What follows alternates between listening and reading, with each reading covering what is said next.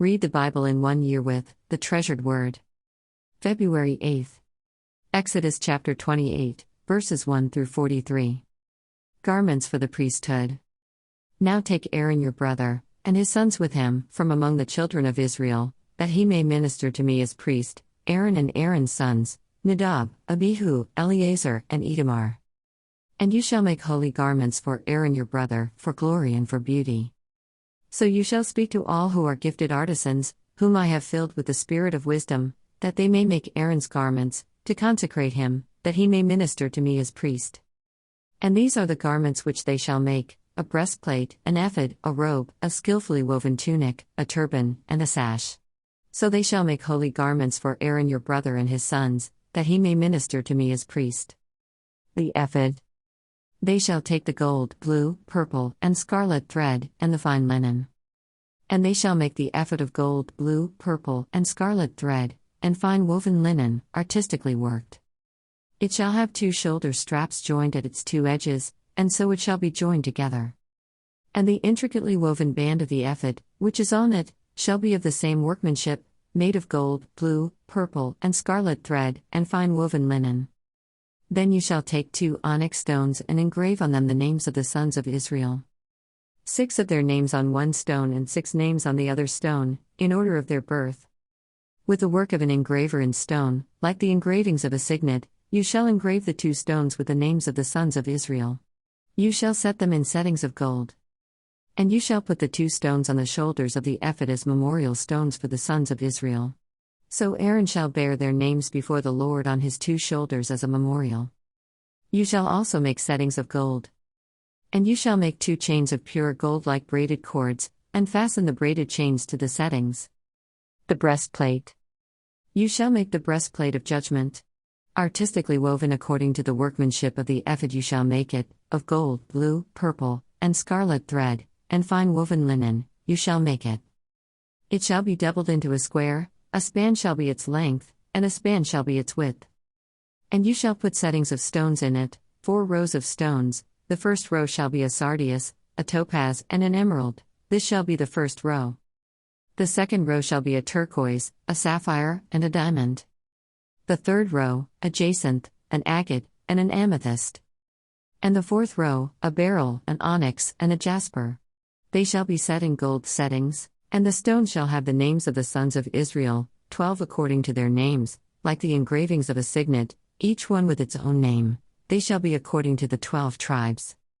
You shall make chains for the breastplate at the end, like braided cords of pure gold. And you shall make 2 rings of gold for the breastplate, and put the 2 rings on the 2 ends of the breastplate. Then you shall put the 2 braided chains of gold in the 2 rings which are on the ends of the breastplate. And the other 2 ends of the 2 braided chains you shall fasten to the 2 settings, and put them on the shoulder straps of the ephod in the front. You shall make 2 rings of gold, and put them on the 2 ends of the breastplate, on the edge of it, which is on the inner side of the ephod. And 2 other rings of gold you shall make, and put them on the 2 shoulder straps, underneath the ephod toward its front, right at the seam above the intricately woven band of the ephod. They shall bind the breastplate by means of its rings to the rings of the ephod, using a blue cord, so that it is above the intricately woven band of the ephod, and so that the breastplate does not come loose from the ephod. So Aaron shall bear the names of the sons of Israel on the breastplate of judgment over his heart, when he goes into the holy place, as a memorial before the Lord continually. And you shall put in the breastplate of judgment the Urim and the Thummim, and they shall be over Aaron's heart when he goes in before the Lord. So Aaron shall bear the judgment of the children of Israel over his heart before the Lord continually. Other priestly garments. You shall make the robe of the ephod olive blue. There shall be an opening for his head in the middle of it. It shall have a woven binding all around its opening, like the opening in a coat of mail, so that it does not tear. And upon its hem you shall make pomegranates of blue, purple, and scarlet, all around its hem, and bells of gold between them all around. A golden bell and a pomegranate, a golden bell and a pomegranate, upon the hem of the robe all around. And it shall be upon Aaron when he ministers, and its sound will be heard when he goes into the holy place before the Lord and when he comes out, that he may not die. You shall also make a plate of pure gold and engrave on it, like the engraving of a signet. Holiness to the Lord. And you shall put it on a blue cord, that it may be on the turban, It shall be on the front of the turban. So it shall be on Aaron's forehead, that Aaron may bear the iniquity of the holy things which the children of Israel hallow in all their holy gifts, and it shall always be on his forehead, that they may be accepted before the Lord. You shall skillfully weave the tunic of fine linen thread, you shall make the turban of fine linen, and you shall make the sash of woven work. For Aaron's sons you shall make tunics, and you shall make sashes for them. And you shall make hats for them, for glory and beauty. So you shall put them on Aaron your brother and on his sons with him. You shall anoint them, consecrate them, and sanctify them, that they may minister to me as priests. And you shall make for them linen trousers to cover their nakedness, they shall reach from the waist to the thighs.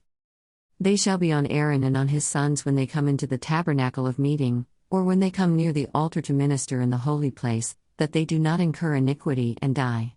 It shall be a statute forever to him and his descendants after him. Matthew chapter 25 through 26, verse 13. The Son of Man will judge the nations. When the Son of Man comes in his glory, and all the holy angels with him, then he will sit on the throne of his glory. All the nations will be gathered before him, and he will separate them one from another, as a shepherd divides his sheep from the goats. And he will set the sheep on his right hand, but the goats on the left. Then the king will say to those on his right hand, Come, you blessed of my Father, inherit the kingdom prepared for you from the foundation of the world. For I was hungry and you gave me food, I was thirsty and you gave me drink, I was a stranger and you took me in. I was naked and you clothed me, I was sick and you visited me, I was in prison and you came to me. Then the righteous will answer him, saying, Lord, when did we see you hungry and feed you, or thirsty and give you drink? When did we see you a stranger and take you in, or naked and clothe you? Or when did we see you sick, or in prison, and come to you? And the king will answer and say to them, Assuredly, I say to you, inasmuch as you did it to one of the least of these my brethren, you did it to me. Then he will also say to those on the left hand, Depart from me, you cursed, into the everlasting fire prepared for the devil and his angels. For I was hungry and you gave me no food, I was thirsty and you gave me no drink.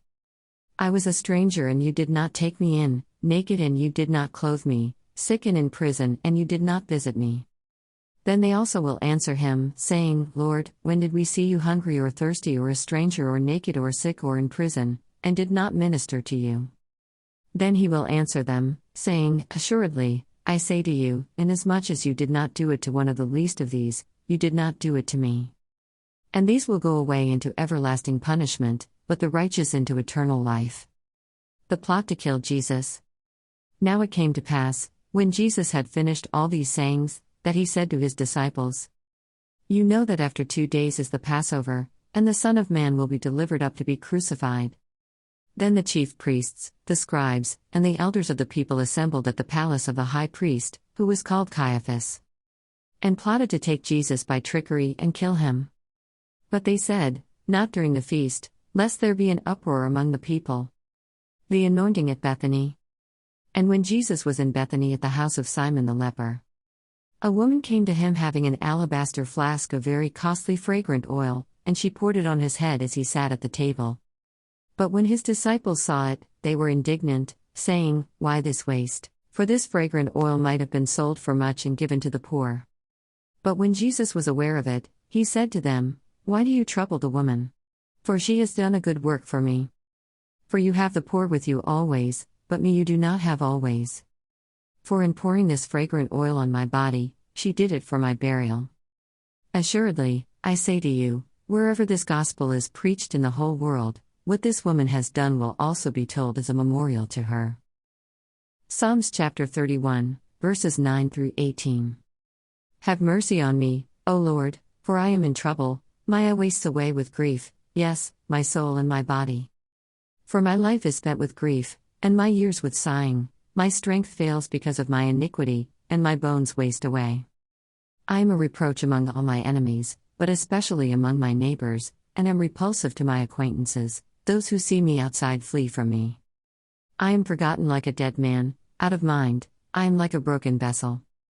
For I hear the slander of many, fear is on every side, while they take counsel together against me, they scheme to take away my life. But as for me, I trust in you, O Lord, I say, You are my God. My times are in your hand, Deliver me from the hand of my enemies and from those who persecute me. Make your face shine upon your servant, save me for your mercy's sake. Do not let me be ashamed, O Lord, for I have called upon you. Let the wicked be ashamed, let them be silent in the grave.